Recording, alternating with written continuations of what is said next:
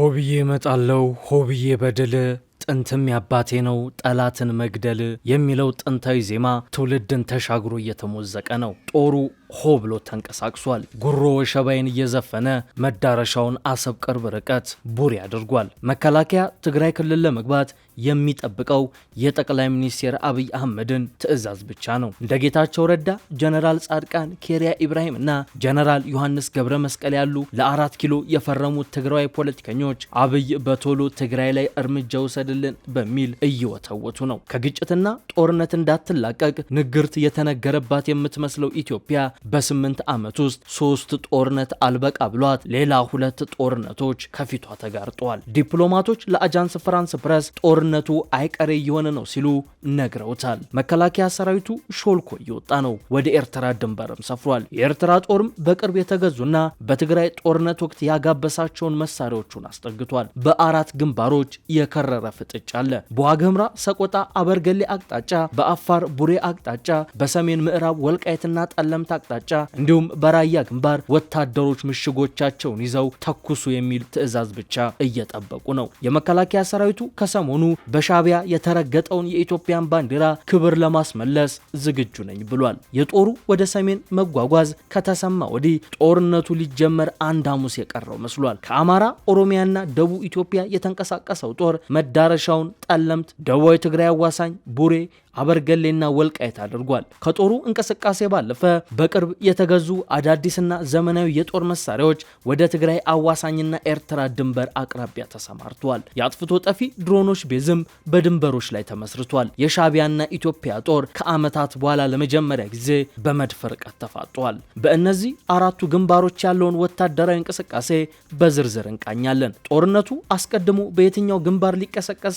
ይችላል በሚለው ዙሪያ ወታደራዊ ባለሙያዎች ያጋሩንን እይታ እናስደምጣችኋለን። በተጨማሪ ጦርነቱ ቢቀሰቀስ በማን አሸናፊነት ይጠናቀቃል፣ ለምን የሚለውን በስፋት እንዳስሰዋለን። የውሃ ላይ ኩበት ላለመሆን አጣብቂኝ ውስጥ ያሉትን የፋኖ ኃይሎችን አንስተንም ከጦርነቱ በኋላ እጣፈንታቸው ምን ይሆናል ብለን እንጠይቃለን። ጥቂት ደቂቃዎችን አብራችሁን ቆዩ።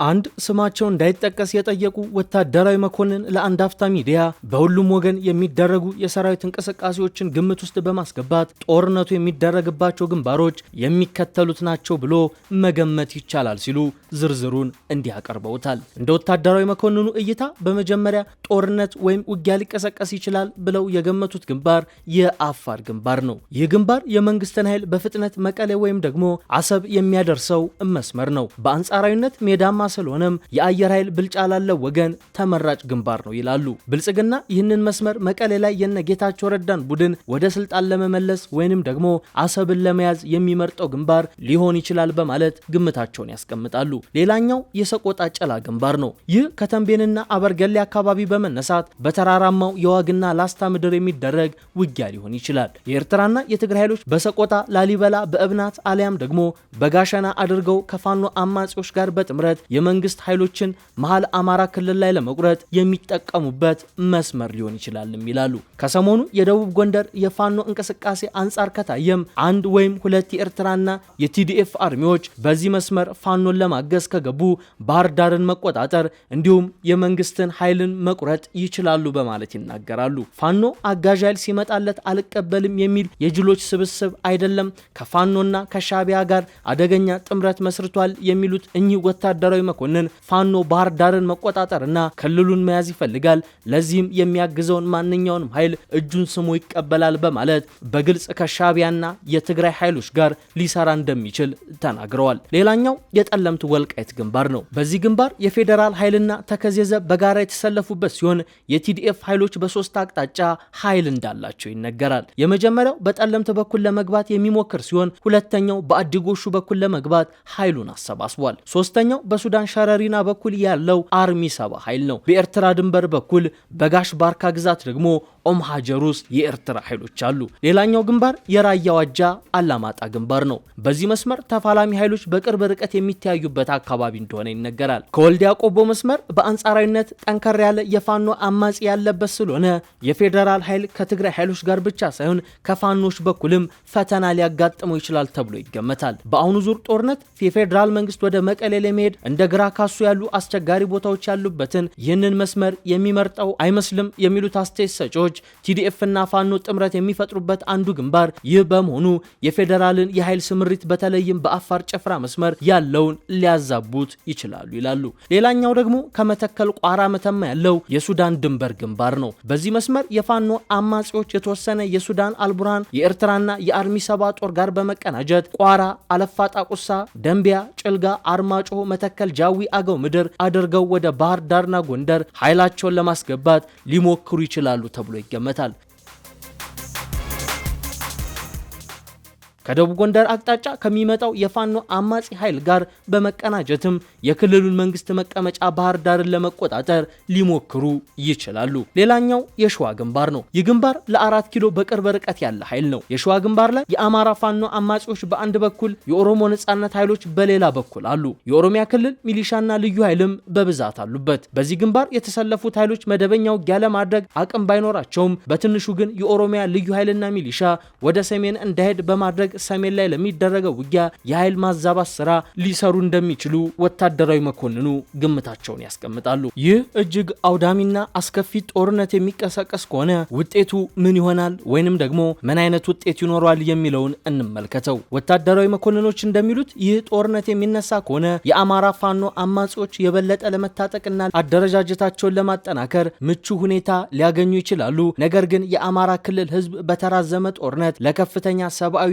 ኢኮኖሚያዊና ማህበራዊ ቀውስ ይጋለጣል በማለት ስጋታቸውን ያነሳሉ። በሌላ በኩል ደግሞ ጦርነቱ የሚቀሰቀስ ከሆነ ውጤት ሊፈጠር የሚችለው ሌላኛው ውጤት የመከላከያ ኃይል አሰብና መቀሌን ሊቆጣጠር የመቻሉ ነገር ነው። መከላከያ በጦርነቱ አሰብንና መቀሌን የሚቆጣጠር ከሆነ የተኩስ አቁም ሊደረግ ይችላል የሚሉ አሉ። ይህ የጦርነቱ ውጤትም ለፋኖ አጋዥ ሊሆን ይችላል በሚልም ያነሱታል። የፌዴራል መንግስት አሰብን ወይንም ደግሞ መቀሌን ይዞ የተኩስ አቁም ከተደረገ ፋኖ ከኤርትራና ሱዳን ድጋፍ እያገኘ ይቀጥላል በሚል መላምታቸውን የሚያስቀምጡ ተንታኞች ጥቂት አይደሉም። የፌዴራል ጦርም የያዛቸውን ቦታዎች ላለመልቀቅ ከፍተኛ ኃይሉ በትግራይና የአሰብ አካባቢ ይቆያል። የፋኖ አማጺዎች በዚህ መሃል ድርጅታዊና ወታደራዊ አቅማቸውን እያጠናከሩ ሊሄዱ ይችላሉ። ይህም ለኢትዮጵያ እጅግ አደገኛ ነው በማለት ያነሱታል። ሌላኛው እዚህ ጋር የሚጠቀሰው ጉዳይ ደግሞ አንዳንድ አስተያየት ሰጪዎች የትግራይና ኤርትራ ኃይሎች በከፊል ድል ሊያገኙ ይችላሉ ይላሉ። ለአብነትም የወልቃይት ወይም ጠለምት አካባቢን የቲዲኤፍ ኃይሎች ሊቆጣጠሩት ይችላሉ ይላሉ። የፌዴራል መንግስትም ከትግራይና የኤርትራ ኃይሎች ጋር ሊደራደር ወይንም ደግሞ የተኩስ አቁም ሊያደርግ ይችላል። ይህ በሚፈጠርበት ሰዓት ፋኖ ምን ይሆናል የሚል ጥያቄ መነሳቱ አይቀርም። የፌዴራል መንግስት በድርድር ወልቃይትን ለትግራይ ኃይሎች ካስረከበ ፋኖ በመላው አማራ ከፍተኛ የህዝብ ድጋፍ ሊያገኝ ይችላል ይላሉ። የአማራ ብልጽግና በተለይም በ5ቱ የጎንደር ዞኖች ያለው የመንግስት መዋቅርም ከፋኖ ጎን ሊሰለፍ ይችላል በማለት ስጋታቸውን ያነሳሉ። ሌላኛው ደግሞ የጦርነቱ ውጤት ሊሆን የሚችለው የፌዴራል መንግስት ሙሉ ለሙሉ ጦርነቱን ሊያሸንፍ ይችላል የሚለው ነው። የመሆን እድሉ ጠባብ ቢሆንም ይላሉ አስተያየት ሰጪዎች፣ የመሆን እድሉ ጠባብ ቢሆንም የፌዴራል መንግስት ትግራይና ኤርትራ ላይ ሙሉ በሙሉ ካሸነፈ በቀጣይ ፊቱን የሚያዞረው ወደ ፋኖ አማጺዎች ይሆናል ይላሉ። ይህ ለፋኖ ወረስት ኬስ ሴናሪዮ ነው በማለት ያክላሉ። የፌዴራል ኃይል ከተከዜ ዘብና የአማራ ብልጽግናዎች ጋር መሰለፍ ወልቃይትን ጨምሮ ሌሎች የአማራ ጥቅሞች በተወሰነ ደረጃ እንዲጠበቁም አጋዥ ሊሆን ይችላል። እንደነዚህ አስተያየት ሰጪዎች ጦርነቱ ሙሉ በሙሉ በፌዴራል መንግስቱ አሸናፊነት የሚጠናቀቅ ከሆነ የአማራ ፋኖ ታጣቂዎች ሊከስሙ ወይም ሙሉ በሙሉ ሊጠፉ የሚችሉበት እድል እጅግ ሰፊ ነው ይላሉ። ብዙዎችን የሚያስማማው ግን ጦርነቱ በብዙ ግንባሮች የሚደረግ ሲሆን የአማራ ክልልም በብዙ ቦታዎች የጦር ሜዳ ይሆናል የሚለው ሐሳብ ነው። ይህ በአማራ ክልል ላይ ከፍተኛ ሰብአዊ፣ ቁሳዊ፣ ኢኮኖሚያዊና ማህበራዊ ጉዳትን ያስከትላል በማለትም ካሁኑ ስጋታቸውን እያጋሩ ይገኛሉ። ያለው አሁናዊ የጦርነት አሰላለፍ እንዲህ የሚመስል ነው። ሙሉ አሸናፊ ሊኖርበት የማይችል ውጊያ እንደሆነም ብዙዎች ያነሳሉ።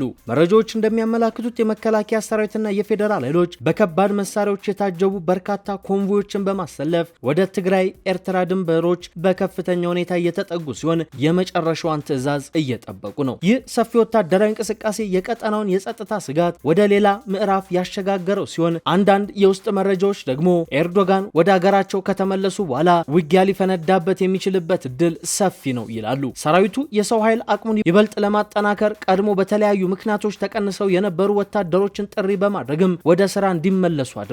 በተመሳሳይ ጊዜ በኦሮሚያና በሌሎች ክልሎች የሚሊሻና የልዩ ኃይል ስልጠናዎች በከፍተኛ ፍጥነት ተጠናክረው ቀጥሏል። ዋናው ወታደራዊ ኃይል ወደ ትግራይ ድንበር እንዲዘምት ለማስቻልም ሰልጣኞችን ቶሎ በማስመረቅ ክልሎችን የመጠበቅ ስራ እንዲረከቡ እየተደረገ ነው። በሌላ በኩል የቲፒኤልኤፍ ኃይሎች የፋኖ አማጺዎችና የኤርትራ ኃይሎች ለሰፊ ግጭት ራሳቸውን እያዘጋጁ ነው። ይህ በባለ ብዙ ወገን ዝግጅት በምስራቅ አፍሪካ ቀንድ ላይ አዲስ የፖለቲካና የጸጥታ ቀውስ ሊፈጥር እንደሚችል ስጋቶች ያሉ ሲሆን የዚህ ዝግጅት ዋና ግብ የቀጠናውን ወታደራዊ የበላይነት ማረጋገጥና ድንበሮችን በኃይል ማጠናከር እንደሆነ ይገመታል። አንዳንድ ትንባዮች እንደሚያሳዩትም በቀጣዮቹ ሳምንታት ውስጥ በድንበር አካባቢዎች ላይ ከፍተኛ የኃይል አሰላለፍ ለውጦችና ወሳኝ ወታደራዊ ክስተቶች ሊደረጉ ይችላሉ።